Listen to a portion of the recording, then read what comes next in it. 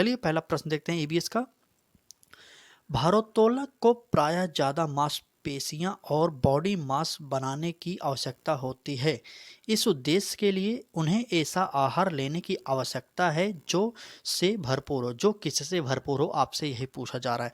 यह ईबीएस के अंतर्गत 2012 में प्रश्न आया हुआ प्रश्न है। 2012 के अंतर्गत सीटेट में प्रश्न आया है। ठीक है, देखिए A option carbohydrate, B option वसा, सी ऑप्शन विटामिन और डी ऑप्शन प्रोटीन। तो चलिए बताइए उत्तर क्या होगा। आपको पता होना चाहिए कि भारोत्तोलक के लिए बहुत ही इंपॉर्टेंट जो होगा वह होगा प्रोटीन। तो रोजाना उन्हें अच्छी मात्रा में प्रोटीन लेने की आवश्यकता होती है। तो इस प्रकार से हमारा डी ऑप्शन सही हो जाएगा। ठीक है, चले आगे बढ़ते हैं। कम समय में अधिक प्रश्नों की प्रैक्टिस सेट हम कराएंगे आपको, मॉडल पेपर वो कराएंगे। संडे की स्पेशल क्लास जरूर देखिएगा आप लोग, क्योंकि इस संडे आपके लिए महामैराथन की क्लास उपलब्ध कराई जा रही है, जो ब्रह्मास्त्र नाम से प्रोवाइड कराई जाएगी हमारे द्वारा। तो चलिए आगे देखते हैं, अगला प्रश्न देखते हैं। रेखा की माँ, यहाँ पर खाली स्थान दिया गया है, के लिए रोजाना तालाब से क्या करती है, तालाब से बताइए। तो यहाँ पर थोड़ा सा तालाब से लाए, यहाँ पर लाए कर लीजिए, लाए पानी में फिटकरी डालती है। मतलब रेखा की माँ है जो रोजाना तालाब से लाए पानी में फिटकरी डालती है। वह क्यों पानी में फिटकरी डालती है, आप लोग बताइए। चलिए ए ऑप्शन देखते हैं। ए ऑप्शन होगा हमारा हल्के निलंबित अपद्रव्यों को अवसादित करने। बी ऑप्शन कठोर जल को मृदु जल में परिवर्तित करने। और सी ऑप्शन पानी में मौजूद रोगाणुओं को खत्म करने। और डी ऑप्शन पानी को रंग रहित करने। तो चलिए आप लोग उत्तर बताइए। आप लोग चले, आपको पता होना चाहिए कि पुराने जमाने में पिछले कुछ साल पहले की बात करें अगर, तो उस समय जो गंदे पानी होते थे उसमें उस पानी को साफ करने के लिए पानी में फिटकरी डाल दिया जाता था। किस लिए डालते थे, ठीक चलिए बताइए किस तरह। ताकि जो अवद्रव्य हैं वह फिटकरी से हट जाएं। ठीक, हल्के निलंबित अवद्रव्यों को अवसादित करने के लिए उसमें फिटकरी डालते थे ताकि वह पानी पीने लायक हो जाए। हमारा ए ऑप्शन सही हो जाएगा। ए ऑप्शन सही हो जाएगा, ताकि वह पानी पीने लायक हो जाए, इसलिए कहा जाता था फिटकरी को पानी शुद्धता के लिए भी यूज किया जाता था पुराने समय में। चलिए आगे बढ़ते हैं, अगला प्रश्न देखते हैं हम लोग। अगला प्रश्न होगा हमारा, यह प्रश्न थोड़ा सा बड़ा है इसलिए हम और प्रश्न को छोटा कर रहे हैं। तो चलिए, प्रश्न आप लोगों को दिख रहा होगा, थोड़ा माफी चाहते हैं क्योंकि प्रश्न बहुत बड़ा है इसलिए हमें छोटा करना पड़ रहा है। प्रश्न होगा हमारा, खाद्य श्रृंखला की संकल्पना को पढ़ने में विद्यार्थियों की अधिकतम भागीदारिता के लिए निम्नलिखित में से कौन सी शिक्षण व्यूह रचना सबसे प्रभावी होगी। सबसे प्रभावी की बात की गई है यहाँ पर। ठीक है, चले आगे पढ़ते हैं। खाद्य श्रृंखला की बात की गई, ए ऑप्शन हमारा देखिए, श्याम पट पर लिखी विभिन्न खाद्य श्रृंखलाओं के सभी उदाहरणों को देखकर लिखने के लिए विद्यार्थियों से कहना। बी ऑप्शन जीओ के प्ले कार्ड बनाना और विद्यार्थियों के समूह को विभिन्न खाद्य श्रृंखलाओं को सोचते हुए उन्हें व्यवस्थित करने के लिए कहना। सी ऑप्शन विभिन्न आवाओं, ये क्या लिखा गया यहाँ पर भी, आवाओं में चलने वाली संभावित खाद्य श्रृंखलाओं की खोज करने के लिए विद्यार्थियों को कहना। डी ऑप्शन देखते हैं क्या हमारा, विद्यार्थियों को इंटरनेट से संबंधित जानकारी एकत्रित करने के लिए कहना। तो चलिए बताइए, चलें उत्तर बताइए आप लोग। अगर हम बात करें खाद्य श्रृंखला की संकल्पना को अगर आप पढ़ा रहे हैं विद्यार्थियों को तो किसमें अधिकतम भागीदारी होनी चाहिए, तो उत्तर हो जाएगा हमारा जियो के प्ले कार्ड्स बनाना और विद्यार्थियों के समूह को विभिन्न खाद्य श्रृंखलाओं को सोचते हुए उन्हें व्यवस्थित करने के लिए कहना। इस प्रकार से हमारा बी ऑप्शन इस प्रश्न का सही हो जाएगा। ठीक है, बी ऑप्शन इस प्रश्न का सही है, क्योंकि आपको पता होना चाहिए कि जो प्ले कार्ड दिखाएंगे उससे बच्चा आसानी से सीख सकता है। जैसे कि जो देखता है बालक, दृश्य सामग्री जो होती है वह सबसे उपयोगी मानी जाती है। अगर दृश्य और श्रव्य दोनों सामग्रियों की बात की जाए तो वह सबसे बड़ी उपयोगी सिद्ध होती है। तो चलिए आगे बढ़ते हैं, अगला प्रश्न देखते हैं। अगर चैनल पर पहली बार विजिट किए तो निवेदन हम बस उतना ही करेंगे कि आप लोग चैनल पर इस क्लास को जरूर पूरा देखिएगा, क्योंकि ऐसी क्लास आपको यूट्यूब पर कहीं नहीं मिलेगी आपको। ठीक है, कम समय में अधिक प्रश्नों की प्रैक्टिस सेट हम करा रहे हैं। जैसे आपके नोटिफिकेशन आया, फार्म आप भर दिए होंगे, उम्मीद करते हैं। अगर नहीं भरे हों तो जल्दी से भर दीजिए। अगर आपको सीटेट इस बार देना है तो जल्दी भरिए और लग जाइए पढ़ाई में, क्योंकि 2 महीने का टाइम है आपके पास। अगर 2 महीने आप हल्के में ले रहे हैं तो आपको 2 महीने से ज़्यादा समय लग सकता है तैयारी करने के लिए, क्योंकि सीटेट बहुत ही विस्तार है और सीटेट का स्तर धीरे धीरे ऊपर ही उठ रहा है, आपको पता होना चाहिए। ठीक है, अगर पहली बार में सीटेट पास करना चाहते हैं तो जुड़िए ज़रूर हमारे साथ, क्योंकि हमने पहले ही बार में सीटेट को क्वालिफाई किया और अपनी मार्कशीट भी हम अपने यूट्यूब चैनल लक्ष्य तक पर डाल दिए हैं और फेसबुक चैनल जो बना है लक्ष्य तक उस पर भी डाल दिए हैं, आप लोग देख सकते हैं। ठीक है, चलिए आगे बढ़ते हैं। अगला प्रश्न होगा हमारा, रेत और नमक के मिश्रण को पृथक करने के लिए प्रक्रियाओं के निम्नलिखित 4 कमान में से किसका उपयोग किया जाना चाहिए? तो चलिए क्या होगा, ए ऑप्शन होगा हमारा वाष्पन, अवसादन, निस्तारण, निस्यंदन। बी ऑप्शन होगा हमारा निस्तारण, अवसादन, वाष्पन, निस्यंदन। सी ऑप्शन होगा अवसादन, निस्तारण, फिर निस्यंदन, फिर वाष्पन। और डी ऑप्शन होगा निस्यंदन और निस्तारण और वाष्पन और बात करें अवसादन। ये प्रश्न बहुत ही टफ प्रश्न है, टफ प्रश्न है, इंपॉर्टेंट प्रश्न भी है। ठीक है, टफ प्रश्न और इंपॉर्टेंट प्रश्न है। इस प्रकार के प्रश्न आप हल करने जब बैठेंगे तो बहुत ही दिक्कतों का सामना आपको करना पड़ेगा। चलिए बताइए, चलिए जल्दी उत्तर बताइए, हम इस प्रश्न का उत्तर आपसे देखना चाहते हैं। ठीक है, चलिए उत्तर बताइए आप लोग। चलिए, अगर नमक और रेत के मिश्रण को पृथक करने की बात की जाए तो हमें सबसे पहले क्या करना होगा, तो हमें सबसे पहले निस्यंदन करना पड़ेगा। ठीक है, निस्यंदन करना पड़ेगा, फिर निस्तारण करना पड़ेगा, फिर वाष्पन करना पड़ेगा, फिर अवसादन करना पड़ेगा, तब जाके रेत और नमक के मिश्रण को पृथक किया जा सकता है। तो इस प्रकार से हमारा डी ऑप्शन सही हो जाएगा। चलिए, डी ऑप्शन सही हो जाएगा।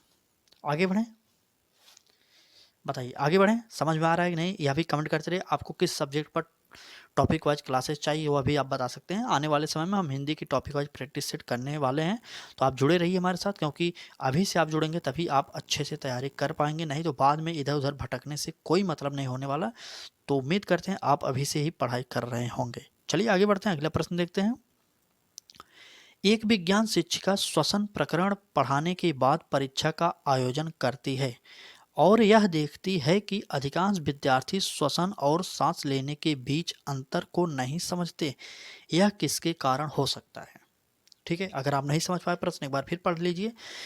कहा जा रहा है प्रश्न में कि एक विज्ञान शिक्षिका श्वसन प्रकरण पढ़ाने के बाद परीक्षा का आयोजन करती है और यह देखती है कि अधिकांश विद्यार्थी श्वसन और सांस लेने के बीच अंतर को नहीं समझते हैं। यह किसके कारण हो सकता है? तो चलिए, ए ऑप्शन है हमारा, यह उनकी कक्षा अध्यापिका नहीं है। बी ऑप्शन होगा विद्यार्थी प्रश्न को सही तरीके से नहीं समझ सके।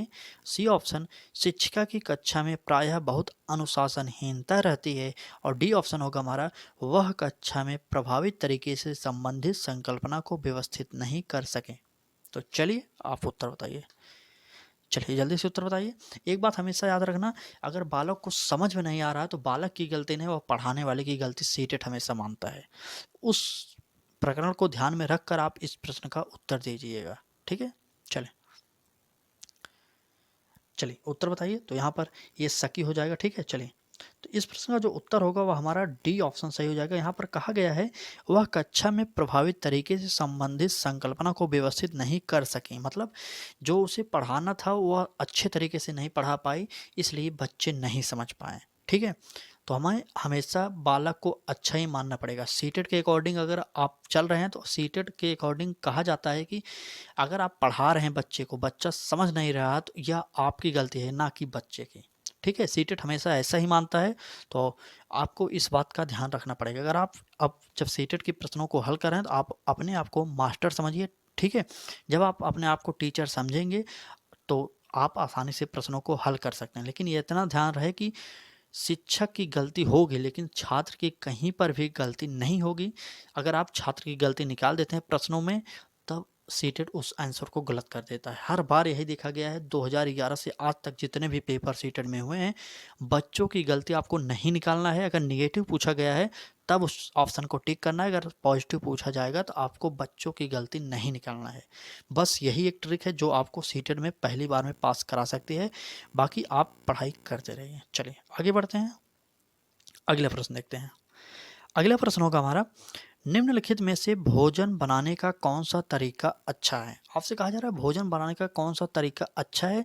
तो चलिए अगला ऑप्शन देखते हैं। पहला ऑप्शन क्या है, सब्जियों को काटना और तब उन्हें चलते पानी में धोना। बी ऑप्शन है हमारा, सब्जियों को काटने और पकने से पहले उन्हें कुछ समय के लिए धूप में रखना, पकाने से पहले, ठीक है। चलिए सी ऑप्शन, बैक्टीरिया नष्ट करने के लिए सब्जियों को गहरा तलते हुए पकाना। और डी ऑप्शन है हमारा, सब्जियों को अच्छी तरह से धोना फिर काटना। तो चलिए उत्तर बताइए।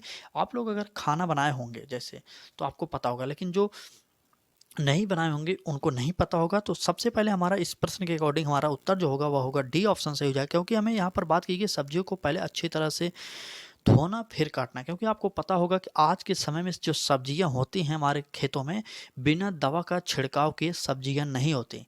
तो इस प्रकार से बहुत अधिक मात्रा में दवा छिड़की जाती हैं। तो आपको पहले उसे धोना चाहिए अच्छे से, तब उसे काटना चाहिए, ठीक है। तो सब्जी चाहे जो हो पहले उसे धो लीजिए तब काटिए। अगर आपकी इच्छा हो दोबारा भी धो सकते हैं कुछ सब्जियों को, ठीक है। तो इस प्रकार से हमारा इस प्रश्न का जो उत्तर हो जाएगा वह डी सही हो जाएगा, ठीक है। चलिए आगे बढ़ते हैं, अगला प्रश्न देखते हैं। रोजाना दोपहर 1 बजे में हमारी क्लासेज आपके लिए प्रोवाइड की जा रही हैं। तो आपका भी दायित्व बनता है कि आप चैनल पर जुड़िए, एक बार अच्छे से तैयारी करिए। तो चलिए यह प्रश्न थोड़ा सा बड़ा है लेकिन हम छोटा करके आपको बता देंगे, ठीक है। चलिए यह प्रश्न देखते हैं। प्रश्न है हमारा, वायु प्रकरण पढ़ने के लिए 4 अलग अलग विज्ञान शिक्षक 4 तरह की शिक्षण पद्धतियों का प्रयोग करते हैं। निम्नलिखित में से कौन सी पद्धति सबसे ज़्यादा उचित है? आपसे कहा जा रहा है वायु प्रकरण, ठीक है। चलिए वायु प्रकरण पढ़ाने के लिए 4 शिक्षक हैं जो अलग अलग हैं, ठीक। और 4 शिक्षण विधियाँ भी है। आपको पता होना चाहिए कि सबसे ज़्यादा उचित कौन सी विधि होगी, आपको यह बताना होगा। ए ऑप्शन देखते हैं, विद्यार्थियों को वायु प्रदूषण पर प्रतीत चित्र दिखाना।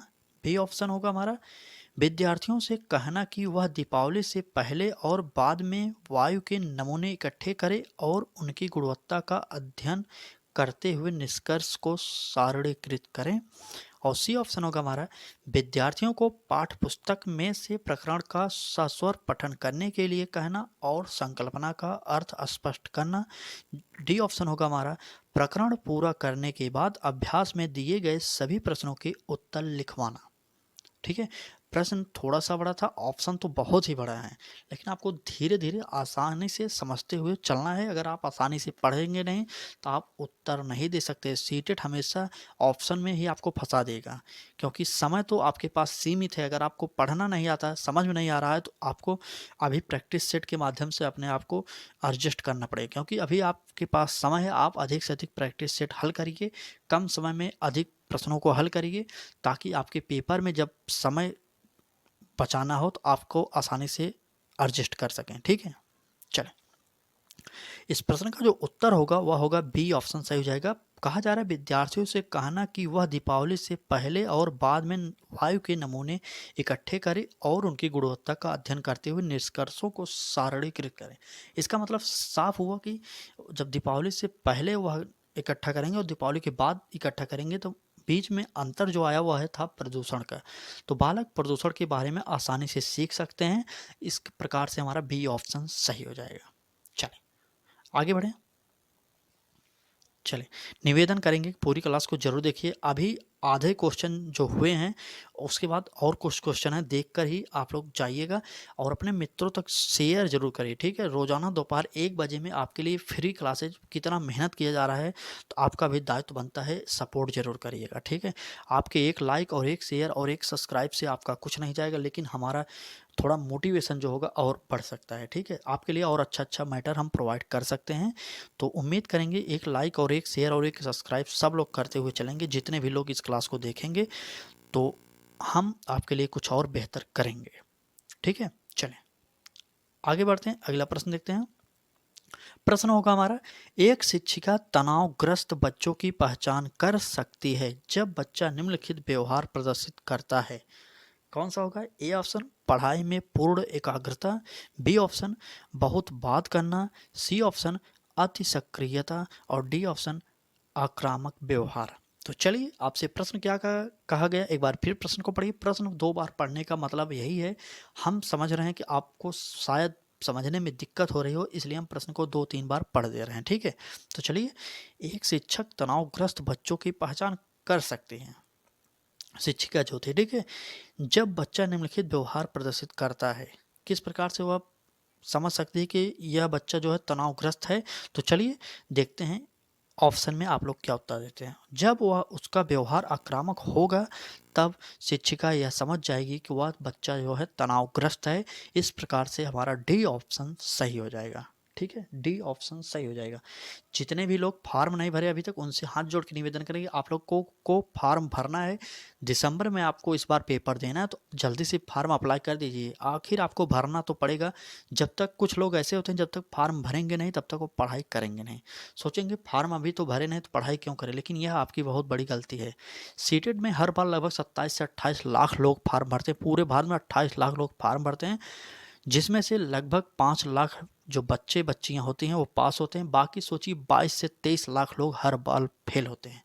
यही बात कर लें, अगर सीटेट जुलाई 2024 में जो पेपर हुआ उसमें 21 लाख लोग फेल हुए थे। आप यकीन नहीं करेंगे, 21 लाख लोगों की संख्या थी ऐसी जो फेल हो गए थे। सोचिए